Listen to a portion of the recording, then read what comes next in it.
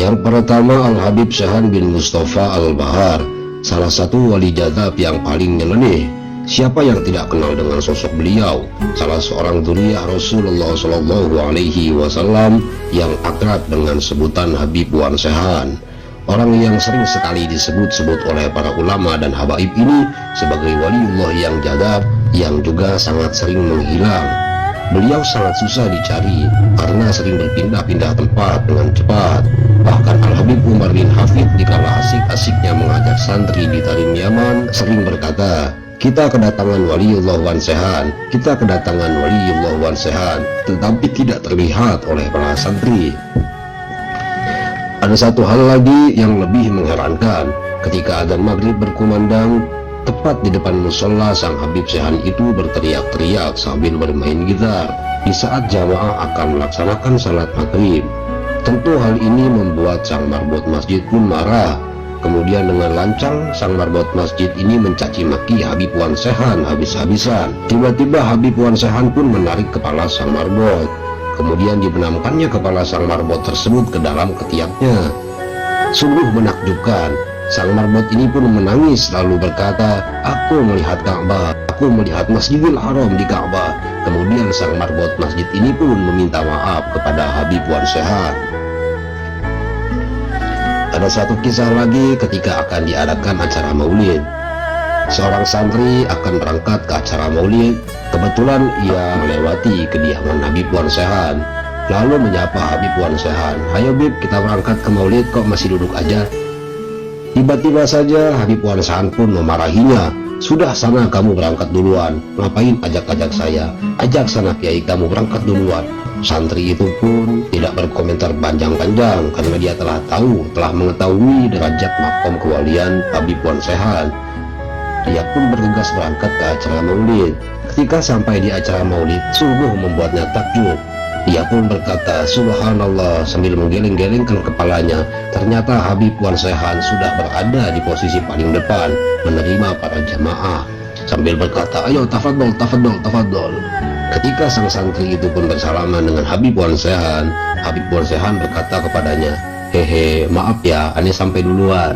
Ayo terus, tafadhol, tafadhol." Dan berkata pada jamaah yang lain. Setelah selesai acara maulid, seperti biasanya para jamaah pun menyantap makanan. Tiba-tiba Habib Wan Sehan pun datang mengacak-acak makanannya. Dicicipinya satu persatu makanan tersebut, lalu diacak-acak. Para ulama, kiai dan habaib yang telah mengetahui kesaktian Habib Wan Sehan hanya tersenyum saja melihatnya. Namun bagi orang yang baru pertama kali melihat Habib Wan Sehan, pasti mengira bahwa itu adalah orang gila. Habib Wan Sehan pun terus saja berlari ke sana kemari dan mengacak-acak makanan yang ada di situ sambil berkata, "Barakallah lakum, barakallah lakum." Sungguh menakjubkan.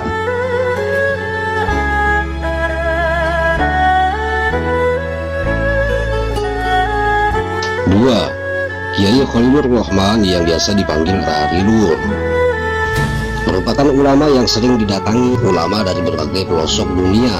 Tak hanya itu, warga biasa pun sering datang untuk meminta barokah, mulai dari soal urusan pernikahan sampai minta obat alternatif.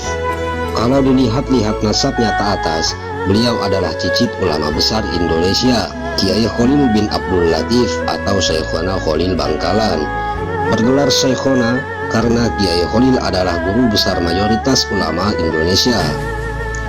Masyarakat Madura menilai Rarilur dalam makom jadab. Dalam terminologi tasawuf, jadab merupakan satu tingkatan proses untuk mencapai tingkat karomah istimewa yang biasa disebut wali. Namun sebagian masyarakat menilai Rarilur sudah mencapai makom wali. Mana yang benar? Wallahu a'lamu bishawab. Yang pasti kiai ini memang luar biasa. Penampilannya yang sangat bersahaja, bahkan jauh dari kehidupan normal, membuat hati orang yang melihatnya bergetar. Wajahnya yang memancarkan nur ilahi, beliau bagai magnet kehidupan. Beliau membuat orang yang melihatnya lupa akan segala gemerlap dunia. Duh Gusti, inikah ulama sebenarnya?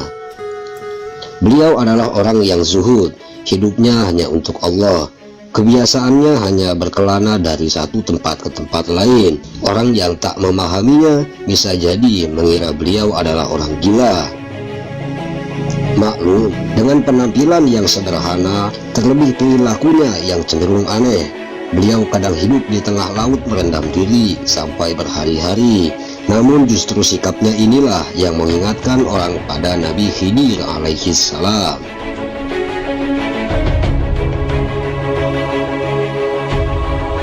Yang ketiga, Habib Abu Bakar bin Segaf. Beliau yang bertelanjang baju adalah wali Majdum. Al-Habib Abu Bakar bin Segaf bin Abu Bakar As-Segaf adalah cucu dari Al-Qutub Al-Habib Abu Bakar bin Muhammad As-Segaf. Habib Abu Bakar bin Segaf ini dikenal oleh warga sebagai orang yang sangat jarang memakai baju. Bahkan orang yang melihatnya sekilas akan menganggapnya seperti orang gelandangan. Namun, setiap orang yang pernah berjumpa dan bersalaman dengannya akan merasakan kerinduan yang sangat berat. Al-Habib Abu Bakar bin Segaf ini diberi oleh Allah Subhanahu wa Ta'ala keistimewaan, yaitu air kencingnya bau wangi. Dan beliau mengurung diri di dalam kamar kurang lebih 15 tahun tanpa makan dan minum. Bahkan pernah beliau hanya memakai sarung dan loncat ke dalam sumur. Seketika yang tertinggal hanya sarungnya saja yang ada di sumur. Begitu dicari, ternyata beliau sudah berada di makam kakeknya sambil memeluk batu nisannya, yaitu Habib Abu Bakar bin Muhammad As-Segaf.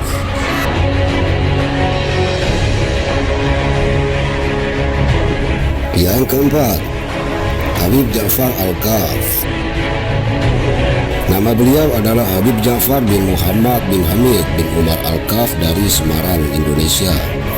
Beliau adalah seorang wali Allah yang besar, makomnya adalah Majdud. Kebiasaannya membuang uang ke laut puluhan juta, ratusan juta, hingga miliaran. Yang membimbing beliau adalah Nabiullah Khidir alaihissalam atau Balia bin Malkan. Habib Ja'far Al-Kaf terkenal memiliki kebiasaan yang berbuat aneh. Meskipun sering berbuat aneh, ternyata beliau sering juga membimbing para muhibbinnya atau para pecinta. Salah seorang pecintanya pun dipanggil beliau dan dikasih uang. "Ji, ini duit buat kamu, buat beli Fortuner ya," kata Habib Ja'far. Lalu Pak Kaji pun menjawab, "Nggih, Bib," sambil menghitung jumlah uang pemberian sang Habib. Ternyata setelah dihitung, jumlahnya hanya ada 400.000 rupiah. Melihat uang pemberiannya itu dihitung, Habib Ja'far pun berkata, "Jangan dihitung, Ji, harus ikhlas." Ternyata ini pelajaran pertama dari Habib Ja'far, bahwa pemberian Allah, baik berupa uang ataupun harta yang lain, tidak boleh dilihat materi atau barangnya, juga berapa jumlahnya. Tetapi lihatlah siapa gerangan zat yang memberinya, yakni Allah Subhanahu wa Ta'ala. Sapu tangan harganya memang murah, tetapi sapu tangan pemberian kekasih tidak ternilai harganya. Beberapa waktu kemudian, Habib Ja'far mengajak Pak Kaji ke laut.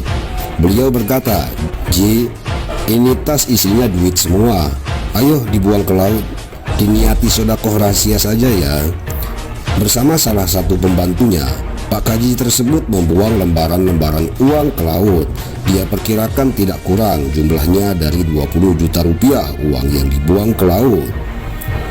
Pak Kaji pun berpikir keras, apa makna perbuatan ini, serta apa konteksnya dengan dirinya.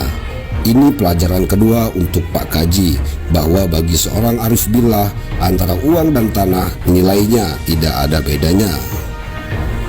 Subhanallah. Yang kelima, Gus Ja'far. Di antara putra-putra Kiai Saleh, pengasuh pesantren Sabilul Muttaqin dan sesepuh di daerah sana, Gus Ja'far lah yang paling menarik perhatian masyarakat. Mungkin Gus Ja'far tidak sealim dan sepandai saudara-saudaranya, tapi beliau mempunyai keistimewaan yang membuat namanya tenar hingga di luar daerah.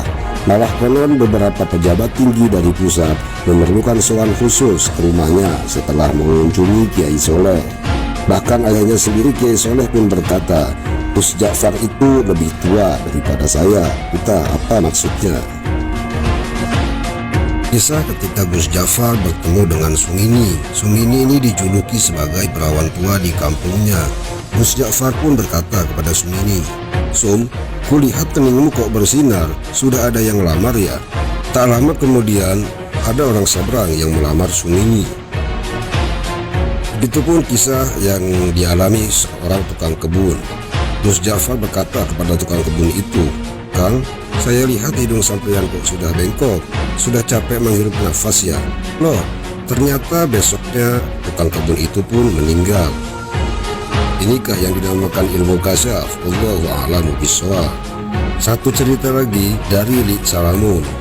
Ketika Gus Jafar bertemu dengan Lik Salamun, Gus Jafar berkata kepada Lik Salamun, "Wah, saku sampean kok mondol-mondol, dapat proyek besar ya?"